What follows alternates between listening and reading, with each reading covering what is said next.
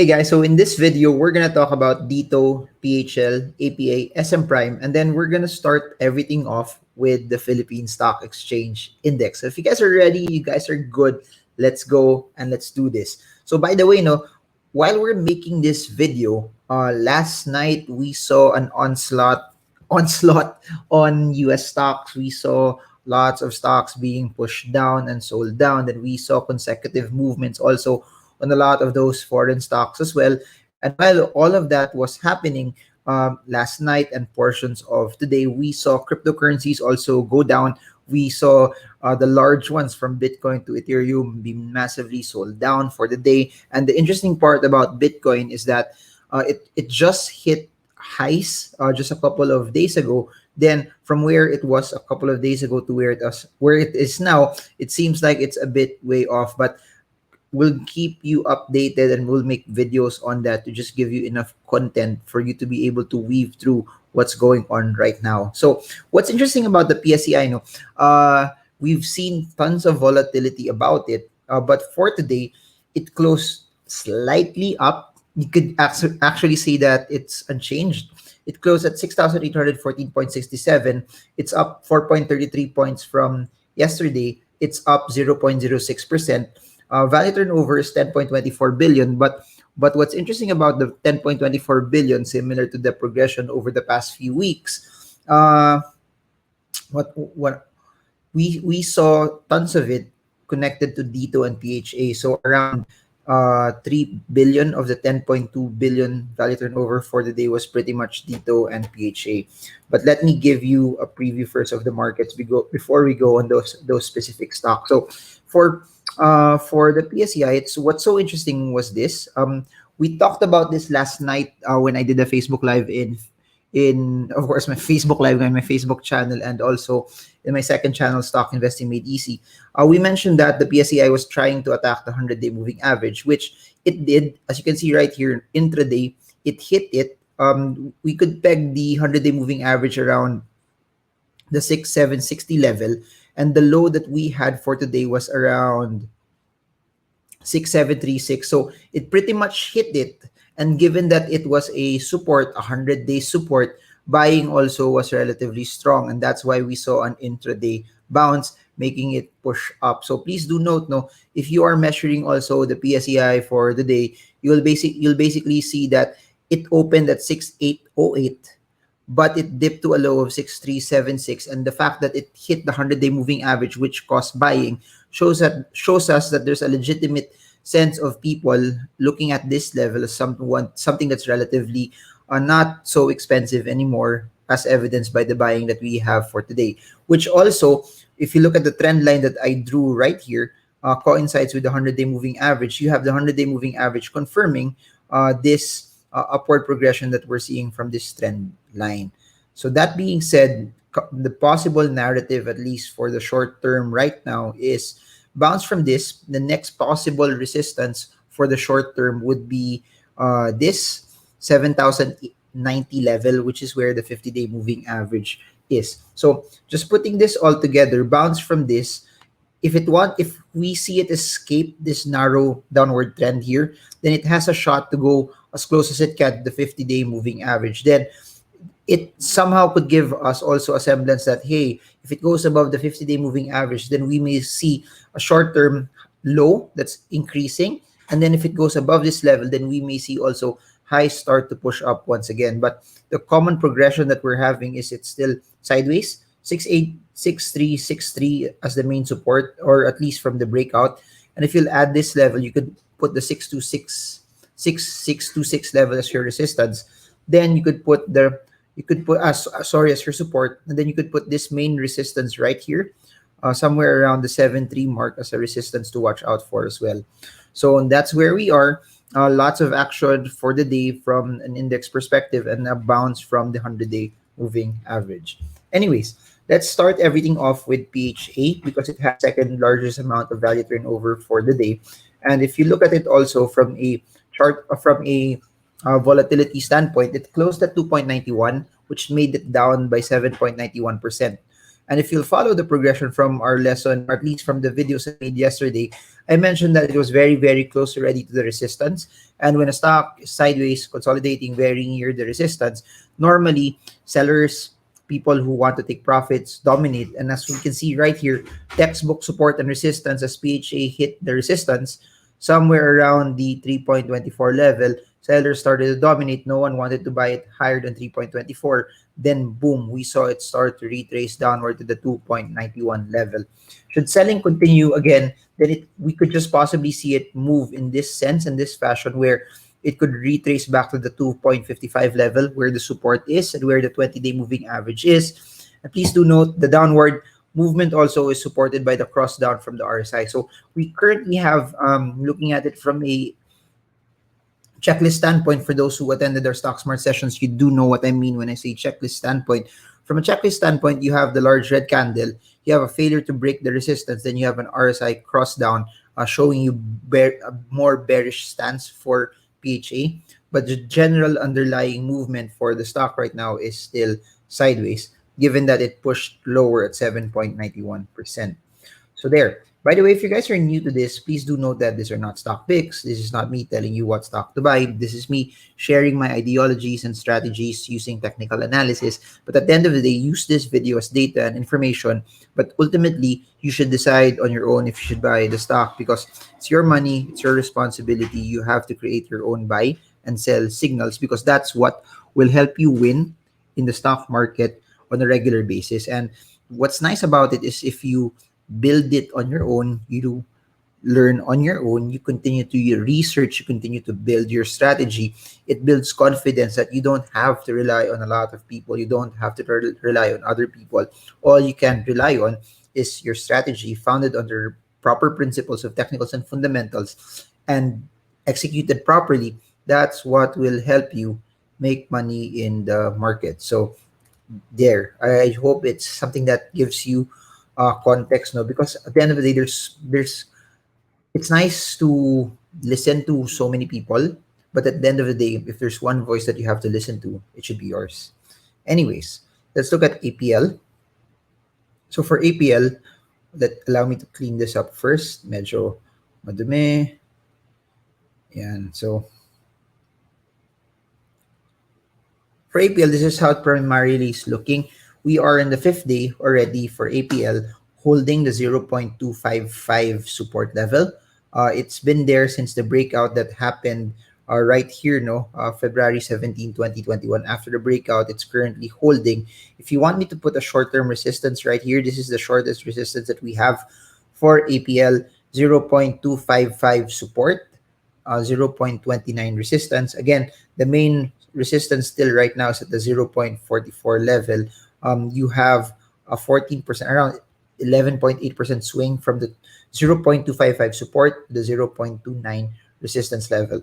Breakout from that, if we're just talking about short-term resistances, you could peg one at the 0.33. But ultimately, your biggest and largest resistance still right now is at the 0.44 mark. So there, that's where we are for APL. As you can see now, it's still very, very consistent right now. APL, PHA, they're pretty much still consolidating. It's very much sideways. MACD is above zero, but it's still not showing us any push-ups, or at least not any signal that there's momentum upward. So right now, it's still consolidating. More triggers that it would somehow push higher is the breakout from 029 and the breakout from 033. But as of now, we treat it like any other sideways stock. Comment below if you're learning. Comment if this is something that's helping you. This is SM Prime. SM Prime closed at 35.50. It's down 0.70%. Value turnover is high, at 360 million. Lower relative to DITO, but higher relative to everyone else in the market. So this is how SM Prime is looking. As you can see right here, it's currently consolidating, also similar to majority of the stocks in the market. It's just that this has been consolidating longer than at least APL and PHA, which APL and PHA, we've seen massive move-ups for the past few weeks. So SM Prime, pretty much consolidating. It's currently at a support still right now. So here, around the 35 peso level. Failure to hold this, next possible retracement level will be 33.15. But a bounce from this, no, gives you a tradable range and an opportunity also to pick it up right here and then have an opportunity to push it up until the resistance at the 40 peso level. So again, the way you would notice this when it's sideways is if it fails to hold the support, either you stay away if you have cash, or if you're positioned on it, it could be a decision point also for you to somehow cut your losses if you positioned in a stock that's breaking down. Anyways, for SM Prime, again, please do note 35.15 bounce from it. Your resistance still will be at the 40 peso mark. That being said, no, at this particular level, the 40 peso mark is around a 14.7% gain from the support level. So that's where we are for SM Prime. Lastly, let's end everything up with DITO. Again, I got I think 100 messages about it after the market closed, no? And up until now, it's still one of the most requested stocks. So for those, by the way, who want to message me two ways, either Patreon or Instagram, links are in the description below. In Instagram, my name's at Marvin Germo, so you can just search me there, drop a message. I try to reply to around 10 to 20 messages on a daily basis. So anyways, let's end it off with DITO. And by the way, for those who want to learn more about technicals, want to learn more about everything that I'm talking about here, from candlesticks to moving averages to trend lines to support and resistance to MACD to RSI, ADX, everything else in between, we're doing course, we're doing a run, we're doing a seminar this Saturday and Sunday. Then the week after that, again, another Saturday and Sunday. We're doing it via Zoom, so it can be in the comforts of your home. It can be in the comforts that if you are not from Manila, you still get to join us and be part of the lesson. So links are in the description below. Even for the books that I have 5 books. They've all been national. They've been national bookstore best-selling books also. Now they're also available via Shopee. What I've realized is people have pivoted, that consumption has focused more on people wanting to order online, and that's why it's there as well for you guys to consume. And we also have videos via YouTube. You can just check every playlist that we have, over 1,800 videos. It's so interesting and exciting to be able to do these types of videos for all of you, because my goal still is to create 10,000 videos. We're almost 20% for that total goal, but we're just going to continue and push through for all of you guys as well. Now, let me end everything with DITO, and let's try to answer it from a couple of perspectives: position trading and quick trading. For position trading, no, MACD is still above zero. The trend that I drew right here, the trend line that I drew right here, is still holding. If you're referencing this, or if you're referencing this trend line is also holding. So the start of the breakout from December is still pretty much there. And then the start from the breakout from September also is also there as well. So you have two uptrend lines telling you that DITO is still pretty much, the trend line is not yet broken. And the name of the game is to hold your positions up until you see the trend line start to break. Now for quick trading, as you can see right here, these are the support and resistance lines that I pegged. Couple of things that I'd like to mention. MACD, 2 lines are about to cross already. Again, but the signal still is you wait for it before it starts to cross. That's one. RSI, it's overbought. However, for those who attended their stock smart sessions, you do know that the signal only to watch out here is once it starts to cross lower, then it shows you already a more bearish stance, at least for the short term. So that's where that's our readings for MACD and RSI. Now, looking at the moving averages, the last candlestick is quite far from the 200 and 100-day moving average. It's also quite far from the 20 and 50-day moving average. That being said, for those who want to exercise patience, the signal for that sana is when you see it start to cross down. But up until now, we're not also seeing that yet. So lastly, I pegged this, that it was trying to build a resistance here at the 7.86 level. And today, as you can see, DITO, it closed at 17.8 pesos per share. As it closed at 17.8 pesos per share, it's trying not to threaten this particular level. So if this gets broken, possible retracement for that and correction, we could possibly see it go as low here as possible should this level not hold over the short term. So that's the current progression. That's the current narrative for DITO as of this point in time. So there, I hope you guys got a lot from this. I hope that this is something that's helping you. And I know there's a lot of people trading the markets also, and there's a lot of people who are entering US stocks and cryptocurrencies that are experiencing a lot of volatility, I highly suggest whatever you're doing, volatility will always be part of markets like this, especially the crypto market, which is more volatile than the stock market. It will always be so important that when you start exposing capital, it always has to be a capital that you can tolerate. It always has to be an amount of capital that should there be volatility, okay kayo, you will still be able to sleep well at night. And I'll just end it with this phrase. Please do know that when you invest, I always tell people you invest because it's one of the best things that you could ever do.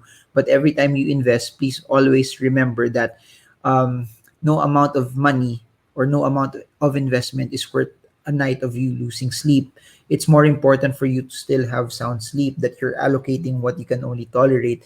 Please do note that investments are things that should add to you, not take away from you. It should add to your growth. It should not take away peace of mind. It should not take away sleep. It should not take away harmony in the house. What's more important is kahit hindi kayo kumita ng mabilis ng malaki, as long as you take care of your downside, you take care of your amount of money that you can only tolerate. Kasi dadating naman din kayo dun eh, bakit nyo kailangan magmadali? You don't have to rush things. You don't have to do things fast. The best way to do it properly is to do it slow and to do it right. Don't ever fall for get rich quick schemes. Please do note that it's very, very possible that you can earn quickly, but don't get lured by that. Earning quickly is just a byproduct of you also building the competence and the skill wherever you are. So if you stayed up until the end, comment, I stayed up until the end. And I guess that's it for now. This is Marvin Gurmo. I hope this video helps you trade well, trade strong, trade smart. See you all again soon, guys, and God bless you all.